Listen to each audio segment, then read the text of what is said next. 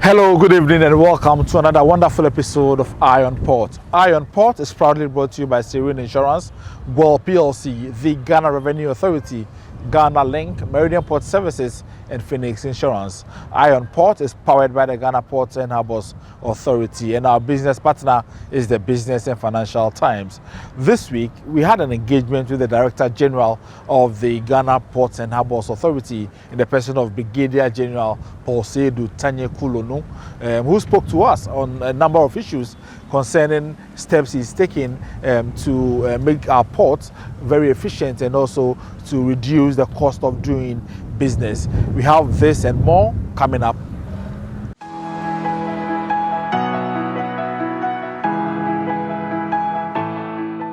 Good evening, sir, and welcome to Eye on Port. Awesome. First of all, we want you to tell us what the experience has been like for a few months stay here at GPHA. I must say that it's been interesting and stressful. Interesting because I am out of my comfort zone, out of what I've been doing for the past 35 years. And now I'm in a new environment. Challenging because a lot of pressure from all angles. So you have to manage and make sure that you yourself, you are not under pressure. I know there are some challenges that you came to meet and that you are trying to ameliorate or address. One that I can mention that really comes to mind is the issue of congestion in the port, and this has attracted the attention of port users who have complained. Have you taken any steps to deal with this particular situation? Yes, when I came, the congestions that we have here, we have some mainly at NPS and the other three terminals. So when there's congestion at NPS, it means the number of days that our clients have to clear their goods are shortened. And then it falls within the demurrage zone. So when I took over, we had over 6,000 containers stuck at NPS. So we had to strategize and see how best they can be moved as early as possible to the other terminals. So we used to depend solely on the third-party trucks. I realized that we couldn't depend on them. So with the permission of my Honorable Minister, and because the board has not been constituted, he agreed, and then we had to lease some vehicles. It's not a really good situation. And as we speak now, I can state that on the average, previously it was between 5,800 and 6,000, but now we are at 1,000. And as of this morning, we had about 520 containers at NPS. But most of them are the excavators because of the government policy on the ban on excavators. So those are the majority of the items at NPS. Coming to the other terminals, space, because there has been a general increase of about 20% in container business throughput. So that's an area that we are looking at. So we had to move some of the UCL containers to go. And then, we have a lot of excavators, more than 1,000, about 1,100 as of last week, excavators. And we have about 2,600 ECG containers that are still stuck here. We have some containers that belongs to COCOBOT. They are all here. So they are also creating a lot of problems. Where to keep them and then to adjust in such a way that you can prevent your customers from attracting demurrage. So that at the end of the day, the cost of doing business here will be reduced. So these are some of the measures that I have put in place to make sure that the congestion is down. But as we speak, I think we have made a significant headway. You mentioned the NPS and the acquisition of the trucks or leased trucks and all. And I know that you have instituted measures to create an access road from NPS to the other terminals to shorten the duration that these trucks spend whilst moved from NPS to the other terminals. Can you tell us about this particular project? Yeah, it shortens the distance to about 3/4 of the total distance, and we are almost through. I'm engaging with NPS, Mr. Samara, and we are making headway. So when that is completed, that project is about 90% complete. When that is completed, we will be waiting for containers at this NPS, not the containers coming to wait for GPHA to move them to the various terminals. So I want to assure you that we are working hand in hand with NPS so that at the end of the day, the route will be completed. And then fast movement of containers from NPS to the terminals. And I also want to take this opportunity to appeal to our clients, freight forwarders, that when your container arrives, as much as possible, try and clear them.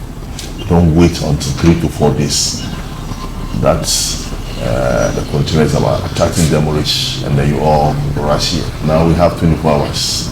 If you want to come within the daytime, you can come here in the nights, and we still operate 24 hours. So these are all measures that we put in place to ensure that the port runs smoothly.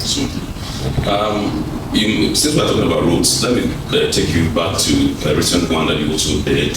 You championed and led the charge for the rehabilitation, so to speak, of the Mangwati roundabout road to the port. This was in a very deplorable state and more trouble, and we had freight forwarders and port users calling on the Port Authority to do something about it. And when you heard it, you didn't rest on it at all. You took action. Can you tell us how you were able to get this done within that short period of time?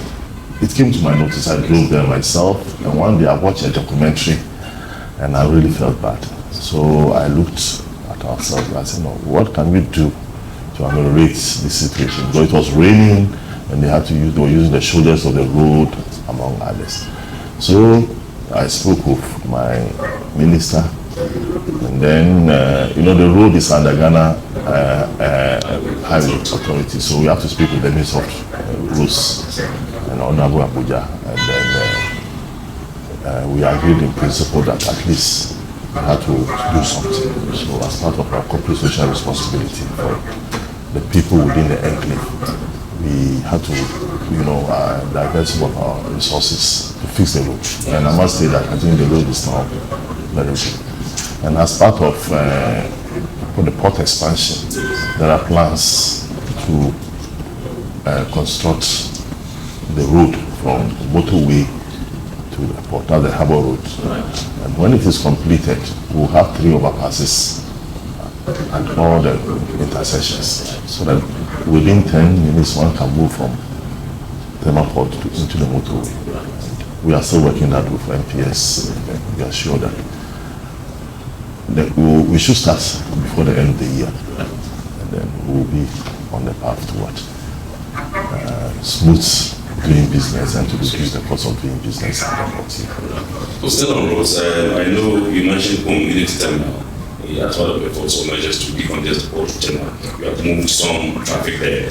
And I know there's one particular route that accesses the Unity terminal, and concerns are that yes, if GPHA is able to work on it, that will come in handy for the transportation of cargo to that road. Have you and your team started to think about it and see what you can do about it? Yeah, we start with my engineers and advisors, but that's a huge project, and I know government is already undertaking that project. So we are liaising with the Minister of Roads so that they could expedite action on that portion of the road so to make things easier. At the moment, we are to operationalize the Unity terminal. We have some company that has come in. So the idea is to go into partnership and not concession. So we go into partnership so that certain aspects of this will be jointly run. For example, movement of containers from here to there, and then staffing and non-staffing, so that as much as possible. The plan is to move transit containers there, so that our brothers from the Sahelian countries can easily move from home straight into the motorway and then go to Burkina Faso, Mali, and then Niger. So that's the idea, is to operationalize it by moving the Sahelian countries to the place, so that we can decongest the ports. Awesome. All right, so you mentioned some of the things that you have done to bring about some efficiency in port operations. I want to find out from you, what are generally some of the things that you have done, to enhance operations in the port, to ensure that there's efficiency and these things are effective? Well, what comes to mind is, the cost of doing business here is slightly higher than Lome and Abidjan. So, based on our analysis, we realized that we were charging our clients certain taxes or levies that were not applicable in those countries. For example, COVID-19 tax on transit goods, VAT on transit goods. I don't know economics much, but I know VAT is applied on consumer goods. But since the goods are not consumed in Ghana, so I was thinking that, so we've engaged with the Honorable Minister of Finance. He has assured us that he will do something about it. That's one. And then, if that is done, we will attract more of the Sahelian countries. Two, we intend to dredge, and I want to state that we are almost through with the dredging arrangements. So hopefully by the end of next month, we'll be dredging the ports. At the moment, the depth is about 8 meters, so we intend to dredge it to about between 12 and 14, because as we speak, a lot of big vessels cannot berth here, because the bigger vessels cannot come. But when that is done, we will have a lot of big vessels coming in, and then the turnaround time will be reduced.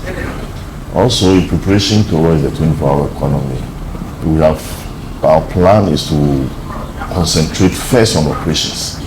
So we have, with the blessing of my Honorable Minister, we arranged and then we've leased some pickups because operations drive everything. So by next week, I'm sure we should be able to commission the pickups. We have about 45 of them, and then some buses, because our workers have to be moved to commute them from their various houses to the office, and then after work they can be dropped. So that's the first phase. At the moment, most of basically this decision was taken because when I took over, I realized that our maintenance cost was very, very high. Two, our maintenance culture is really, really, really, really poor. But looking at where I come from, where we don't have a lot of vehicles, the little that we have, we make sure that when they are due for servicing, that you come to the port, we have a lot of broken down race stackers, forklifts, vehicles, and everything. Mobile harbor crane. We leased 2 from a private company. Those ones are working for almost 5 years continuous. So I'm of the view that because our maintenance culture is really, really poor or bad, leasing is the way out.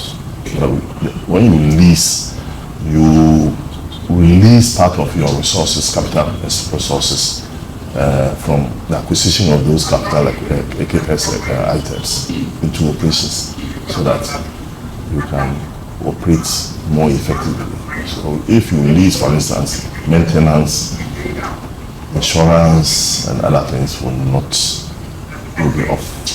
So the idea is that's why we lease those pickups and then other things. So the idea now, the next phase is equipment, the race stackers, and then the forklifts. So they will also be operational very soon. These are some of the measures that I'm putting in place to make sure that there's efficiency in the ports, and at the end of the day, the cost of doing business will reduce. When that happens, definitely we'll get a lot of customers from other countries to patronize our ports. Let's take a look at the 24-hour economy. You mentioned it in one of the submissions. You led the charge, galvanized the support of the team, and then you incorporated the ideas and inputs of stakeholders in the industry, and this has seen the country. Can you tell us how you're able to do do this? As part of government policy, we all know that 24-hour economy was one of the promises of government. So when I took over, because I was in a new environment, I had to depend on the staff. So, and I must say that I have a lot of dedicated staff who give me the necessary advice, necessary support that I require as a DG. So, as a team, we hold management meeting at least twice a month. We discuss, so we sat together, discuss the modalities, how to implement it. And then we set up a committee that sat and came out of what? Plan of action. And then another committee was set up for what? Implementation with timelines. And then in the military, we don't joke with rehearsals. So we have to rehearse by piloting. And then we have to now engage. Before the piloting, we did some engagement with the various stakeholders to get their buy-in and for them to know that this is about taking place. And I must say that it was very, very successful. They were all interested and the enthusiasm was there. Then after that, we piloted it for about a week before the D-Day on the 2nd of July. So it's a teamwork because I cannot sit here and say that I did it. GPHA did it, both Tema and Takoradi. We came together, planned together, engaged our stakeholders together, piloted it together, and we are implementing it together. Awesome. And so far, have you received any feedback from our customers, the clients of the Ports and Harbours Authority, the freight forwarders, the importers, the exporters, and all who do business? Naturally, new projects come from us. So it's unexpected. But normally, most of the problems that we have to do with some of the stakeholders not being present in the night. So when that happens, we try as much as possible to engage to ensure that we are present. And that goes with what? Supervision. So we appeal to the various stakeholders who are supposed to be here 24 hours that please always make sure that we are here. In the military, we don't like oppression. We believe in what? Taking action. So I don't like oppression. So as much as possible. But I don't have the powers. I don't have the powers to what? To punish.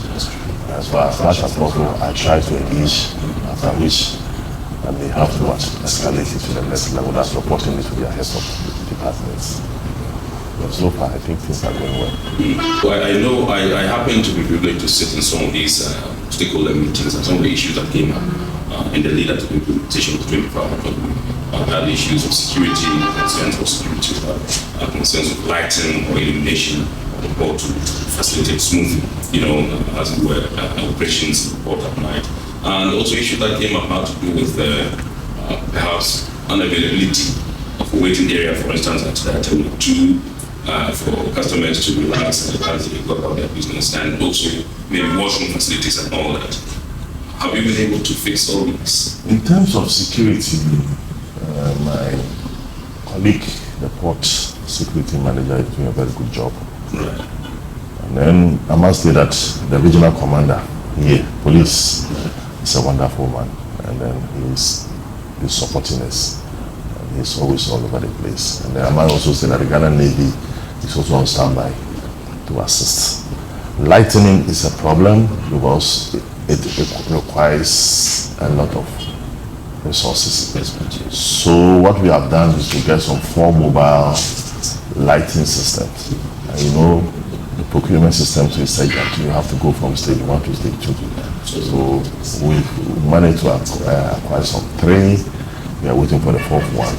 And then the plan is that we will make sure that all the areas that are currently operational, we have at least the direct something that will enable operation to take place. And then we expand the lighting.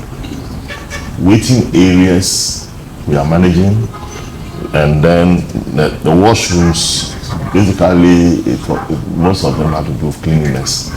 which we are putting measures. And then we are also trying to be getting people to come and construct prefabricated offices and toilet facilities to ensure that when people are here in the night, they will get places to use. Because most of what we realized was that most of the toilet facilities in the night were locked. So we've spoken to most of the stakeholders to make sure that inside that, and we have about 3 or 4 toilets that are in a really terrible state.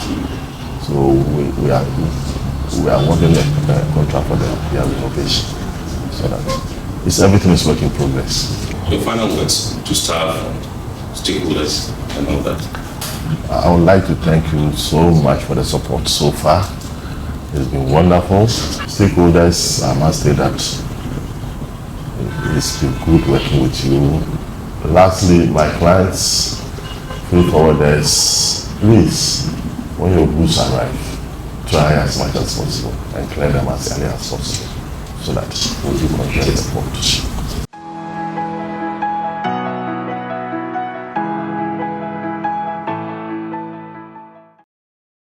Let me begin with Madam Boni and find out from you what actually it is that constitutes dangerous cargo. If you say dangerous cargo, what is it?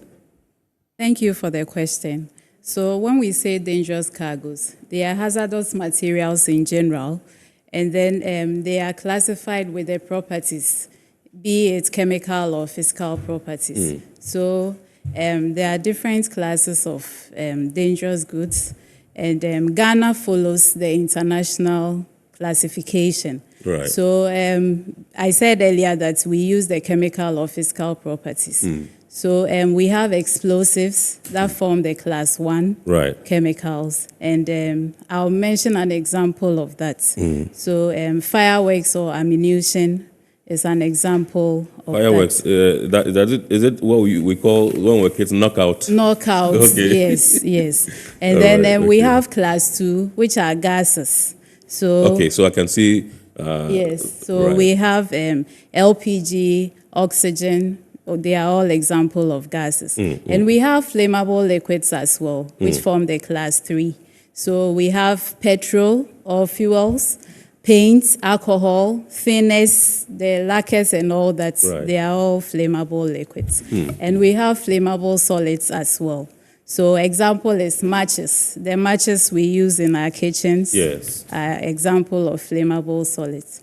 And then we have oxidizing substances and organic peroxide. So an example is hydrogen peroxide, which is used mainly in industries as well. And then the class 6 are the toxic and infectious chemicals. So we have our pesticides, that is insecticides, herbicides, all the classes of the pesticides. That's our farmers and public health is also used in public health. We have medical waste and then biological samples. They are all infectious and toxic substances. And then we have class 7, that is radioactive materials. So some of them are also used in the medical fields as well. And then we have class 8, that is corrosives. So our acids come in here, they are corrosives. And then class 9, that is miscellaneous dangerous goods. So all the classes I've mentioned, if it's hazardous and it doesn't fall within the classes I've mentioned above, then we classify as miscellaneous. So some batteries, miscellaneous dangerous goods. Awesome. All right, I'll come back to you, but let me go to the Port Fire and Safety Department and go to Mr. Andy Taylor, who's the Deputy Manager, and find out from you what safety protocols govern the reception and storage of dangerous cargo at the port. So the ports actually appreciate the devastating effect of these DGs. If you look at the chemicals that were mentioned, these are chemicals we use in our day-to-day activities, but if not properly handled, would cause so much effect. So the port is so mindful about that. So we also align our regulations with the IMDG, as you mentioned, the International Maritime Dangerous Goods Code, which are guidelines to actually guide the transportation, storage, and the handling of DGs. So it's under the SOLAS Convention and the IMO. So the port also draw its regulation from these international best practices. So it's expected that if an importer or a shipper, or if I put it a shipping line or shipping company intends to import any dangerous goods, there are strict procedures that they have to follow. So you have to make sure the cargo is properly identified, classified, as she said, properly marked, labeled. Because if you don't do that, for the purposes of emergency procedures, it becomes very difficult if there's a problem with the cargo transport unit for us to deal with it. So we need such information. So the port requires that you have to provide all these details to enable us plan in case there's an emergency, so that we can also properly segregate. When it comes to TBT, you have to make sure they are provided with all this information. So as a port, we see this aspect very critical because if you look at recent incidents like the Tianjin port, the Beirut explosions here and there, these are small gaps that cause this explosion in some of these ports. So the port has put in those safety protocols to make sure that these cargoes that come in don't go at the blind side of the port. So these are some of the small. And what we've also done is that, apart from that, we've grouped the various chemicals. We've classified them into groups. So you have group 1 and group 2. So for the group 1, we consider them as high-risk cargoes. And for those ones, we don't allow them to even stay in the port. You drop them on your truck away from the port. Yes. And for the class 2, those ones, we allow them to, so those ones find their way into TBT. But it happens that these chemicals have to stay, then we have to send them to TBT because that's a dedicated terminal to handle such cargoes. So these are some of the protocols that we put in place. So let me come to, awesome, thank you very much. So let me come to TBT. Madam Yasmin Arthur Shabo, and find out from you how TBT, Tema Bonded Terminal, is equipped, so to speak, to safely store and manage hazardous cargo, particularly now that we are in the era of 24-hour operations in the ports. Okay. Well, thank you for the question. And TBT, we've been in operations for almost 2 decades now, successfully. That's a long time. Yes. And with the 24-hour policy that's in place, where the port is already running 24 hours, really. So operationally, our trucks are moving, bringing containers from the main port, the waterfront terminals, to our terminal. And as you know, the port is closed, I think, 2 days in a year, on Christmas and Good Friday. So operationally, the port is 24/7. We render our services to our clients, and so it's more leaning towards the client service aspect. Clients coming in and clearing within the 24-hour period. But again, as a terminal, we don't work in silos. We work with other regulatory bodies, and so if everyone's available, then we're ready to serve the clients. And if the clients also give advance notice, then the terminals can prepare for them to be served. Also, again, as I mentioned, we don't work in a silo. We work really closely with EPA. We work with GPHA Fire and Safety. GPHA Fire and Safety, they do random and frequent daily patrols to our terminals. Sometimes it can actually come like 6 times or more in a day, just randomly, because safety is, it's a shared responsibility and it's of great importance to them. And I think, from a centralization, channeling standpoint, I think it's, the wisdom of GPHA to centralize such specialized cargo, which is the dangerous goods. So again, from an emergency response standpoint, GPHA, Mr. Taino's team can actually handle the situation better. And then also, I'll say GRA Customs, they also believe in the practice of channeling. And so with both initiatives, it sort of centralizes and makes responses much more effective. And that's where we come in as a terminal. And we handle import dangerous goods. Similarly, the transit terminal for GPHA handles transit dangerous goods. And again, we also follow the IMDG code, as Kafui mentioned. the booklet or the code, usually every 2 years, it's enhanced and revised, and it gets a guideline, as I mentioned, for packaging, even how you package dangerous goods. And sometimes the spillages that we have within our terminal is either due to poor packaging or maybe handling, right? So, the guideline is there for that, and then also to identify and declare dangerous goods properly by looking at the underlying chemical, and not just maybe trade names. Right. Awesome. Thank you very much indeed. Let me go to Mr. Ghassan Hussein. And I know Crown, you audit most of the ports and transport companies in Ghana. I just want to find out from you where the ports in Ghana stand and what best practices can be adopted or emulated to make us fluid and to get our cargoes flowing freely without let or hindrance as far as dangerous cargo is concerned. Let me boost your morale. We stand very good. Actually, Ghana Ports is one of the best ports. Actually, did due diligence to MPS specifically as a terminal, and I did also, I visited the port many times on many occasions during UNEP seminars, so I know the port very well. And we stand at a very good place. Probably we are one of the best 3 ports in West Africa. How can we make it better? Unfortunately, the certifications and audits to the port is not very common. Like, for example, you cannot get certified for IMDG. You can get your staff to be trained. You cannot go with a ISPS or they're a bit more complex for them to have it. But though you can also have something like a ICMI certification for terminals, like TBT is allowed to have certifications. Now, why am I saying all this? Because when you have such a standard, even if the implementations is 70%, we are safe. Because the moment you have a certain level of safety and you have a certain level of implementation, that will save you a lot of incidents. Probability of, this I'm going to go bit, let me skip the technicalities. But just to give you an idea, the more the ports put an effort in its safety, the more it's safe. It's as simple as ABC. It's collective job for everybody, and this is how it is done. Yes, I audited many ports. Actually, I did due diligence on almost all the ports in West Africa. I did due diligence on some few ports in Europe.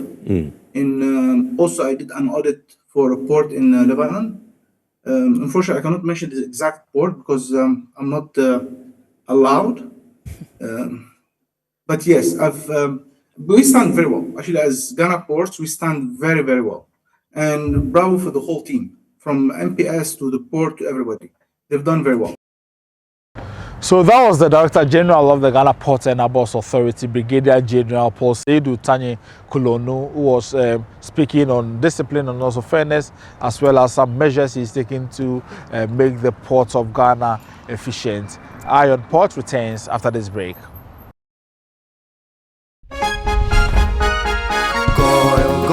Good energy brings you quality choices with Goil Super XP. Available in many Goil stations nationwide. It is fortified with special additives that help your engine perform better and use less fuel.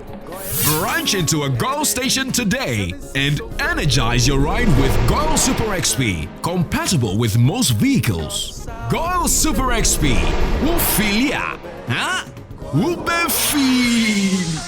Goil, good energy. Yeah, yeah. Electricity, then pay your taxes. Yeah. Our taxes, our future. Because you see, without our taxes, we wouldn't have good roads, good schools, better hospitals, street lights, and other very important social amenities. When we pay our taxes, we give our children free and quality education. Talga, my money too small. Why should I pay my tax? Look, small. Salifo, it doesn't matter how small or big your business or income is, you still have to pay your taxes. The little taxes from each and every one of us, when put together, could give your community clean water, or that deprived school with tables and chairs. Please pay your taxes. It is your responsibility. It is your civic duty. It is the law. Welcome to today's edition of Serene Insurance Business News. We present to you Serena. You're right. You can complete an entire insurance process for the purchase of any motor and other insurance products, from onboarding to issuing a motor insurance sticker and policy certificate, all on WhatsApp in less than 10 minutes. Serena is simple to use and it prioritizes user ease and flexibility. You can either use voice notes or text to effortlessly issue your instant policy, cross-platform renewals, claims, and also process your payments through mobile money, Visa, and MasterCard. To engage Serena, just search for Serena Insurance on all social media handles and scan the Serena barcode or save her number 0500 517 114 and start chatting her on WhatsApp immediately. There you have it. Serena is not just a tool, it's an innovation by Serene Insurance designed to redefine how motor and travel insurance are accessed and managed. Speed, convenience, and reliability.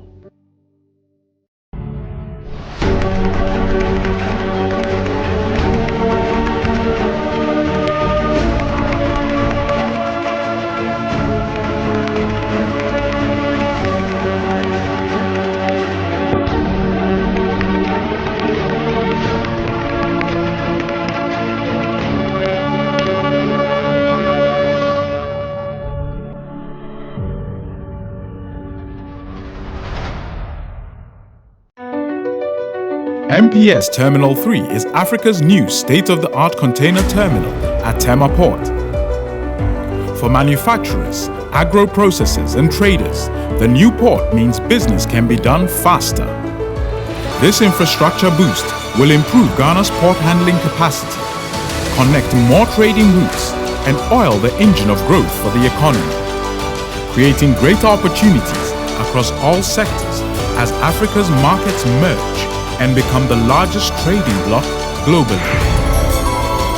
MPS, we connect, you thrive. At Phoenix Insurance, we make the unpredictable predictable and the uncertain certain with our range of products, including motor insurance, fire insurance, engineering insurance, marine insurance, accident insurances, and all types of bonds. We have you covered. We also support you with risk management advice to enable you stay focused on your business. Take a policy with Phoenix Insurance today. We help you rise from adversity stronger and more secure. Contact us on 0302 246319 or 0302 246644 or any of our branches, agencies, and brokers spread across the nation. You can as well connect with us on our WhatsApp chatbot. FIBA is waiting to assist you. Make the future predictable with Phoenix Insurance. Phoenix Insurance, a delightful service experience delivered with wisdom. The Regional Maritime University has received a significant boost to its practical training capabilities following the official commissioning of a workboat, Handler 2, donated by Modec Production Services Ghana JV Limited and its MV25 Charter Fund partners. The donation, accompanied by an additional $20,000 earmarked for vessel maintenance, is expected to enhance hands-on seamanship training for students pursuing maritime and offshore industry careers. Speaking at a ceremony held at the university's campus in Nungwa, the managing director of Modec Ghana, Theophilus Asherin, emphasized that the donation was more than a gesture of goodwill. It represented a long-term investment in technical education and the future of Ghana's offshore capabilities. Highlighting Modec's enduring partnership with RMU, he noted that over $2.3 million has been contributed to the university over the years. These include the establishment of a state-of-the-art welder training center and collaboration with Tullow Oil, accreditation support to meet Canadian and American welding standards, and a recent initiative to upgrade local welder instructors to Level 2 certification under the Canadian Welding Bureau system. What this institution does is to train people from the maritime industry, and there is usually a huge gap between industry and academia for all the practical purposes. I mean, you don't expect a university to be able to fund or procure vessels for training. I mean, that is way above university's budget. And so this must be the preoccupation of good corporate citizens to try and support for this dream to become a reality.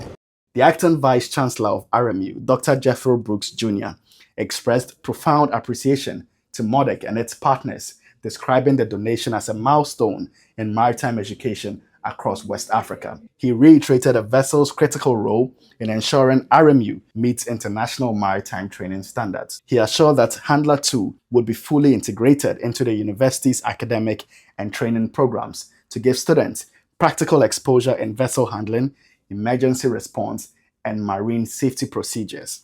As he said, it adds more practical training to the students.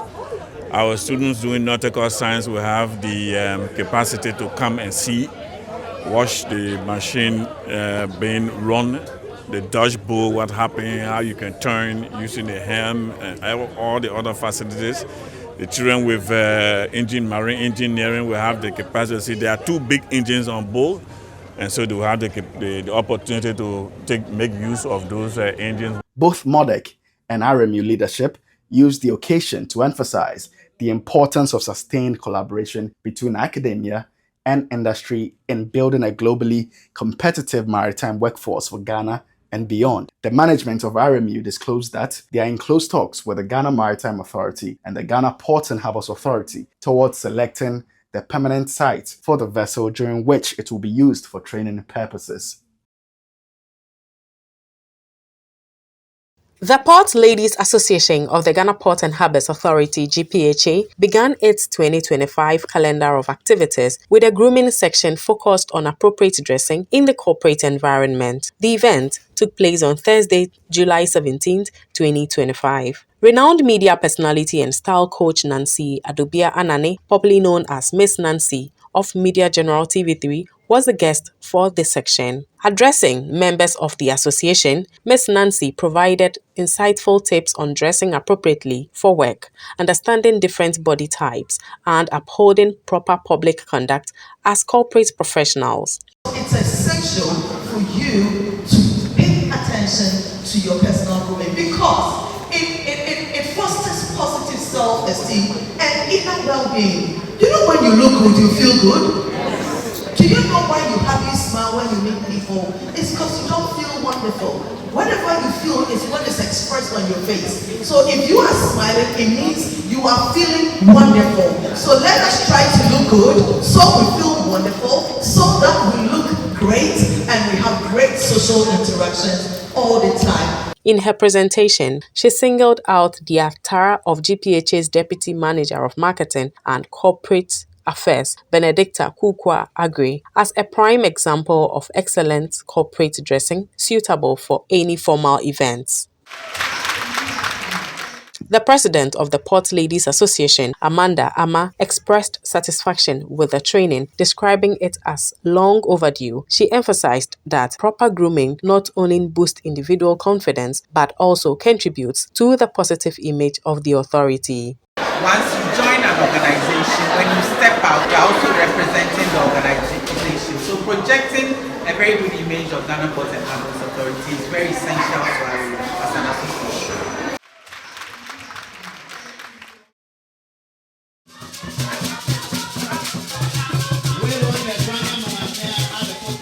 The people of Jijove in the Way traditional area of the Angloga district of the Volta region have expressed gratitude to the Ghana Ports and Harbours Authority for funding equipment in the newly built laboratory for the CHIPS compound in the area. The facility is expected to facilitate effective and rapid diagnosis, early treatment, and improved health care.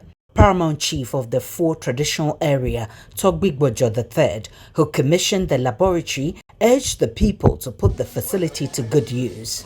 Director of Health for the Angloga District, Jemima Akpolo, in a speech delivered on her behalf, affirmed her commitment to ensuring the utilization of the facility to its full potential. As Director Jemima has often emphasized, accessible diagnostics are the cornerstones of effective healthcare delivery. Angloga District made strides in improving healthcare with an increased focus on early diagnosis of conditions like malaria, anemia, among others.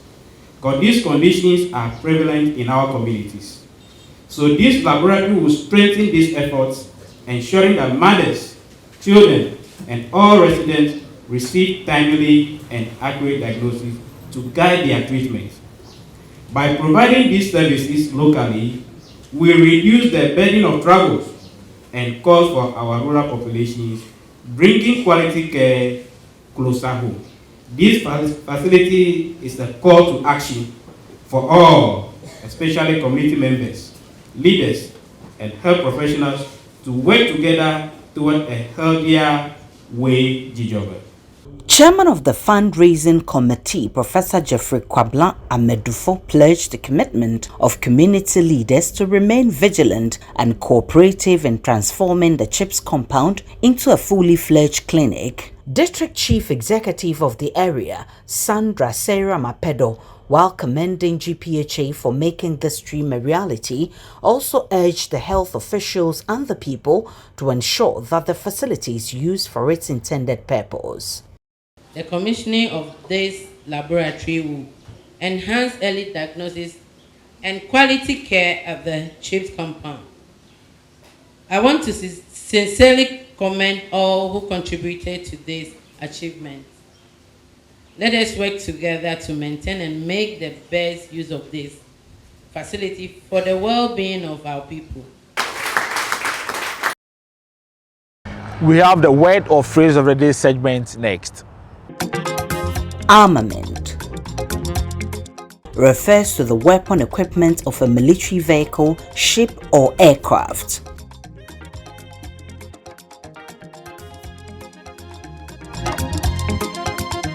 Up next is the health and safety tips.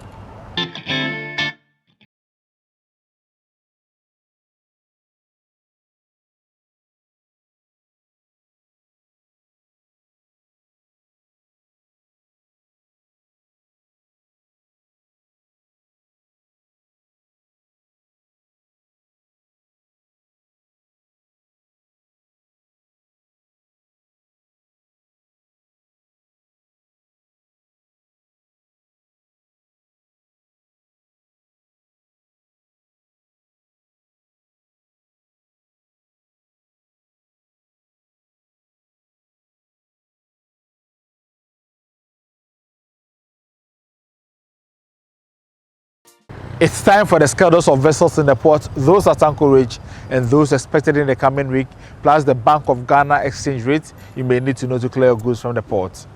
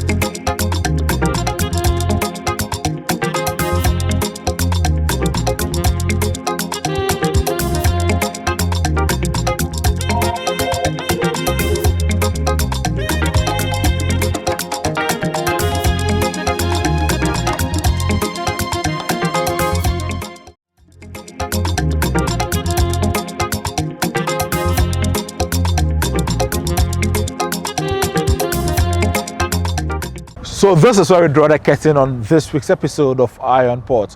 Thank you for watching and thanks to the entire crew. Join us same time next week and also follow us on our various social media platforms on your screens.